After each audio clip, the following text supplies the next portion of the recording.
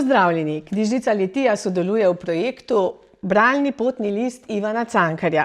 Ivana Cankarja poznamo kot enega največjih slovenskih pisateljev in dramatikov, bil pa je tudi pesnik, kritik, esejist in politik. V letu 2026 obeležujemo 150-letnico njegovega rojstva. V želji po širjenju njegove besede med Slovenci se je Cankarjeva knjižnica Vrhnika povezala z upravnim odborom Cankarjeve nagrade ter drugimi splošnimi knjižnicami. Projekt se imenuje Cankarjeva nagrada na obisku v splošnih knjižnicah. V petek 27. novembra bodo projekt predstavili oziroma Cankarjeve nagrade na Slovenskem knjižnem sejmu in med prisotnimi izžrebali 11 nagrajencev. 7 nagrajencev bo prejelo bon v vrednosti 20 evrov, 3 nagrajenci bon v vrednosti 50 evrov, glavno nagrado pa v vrednosti 100 evrov.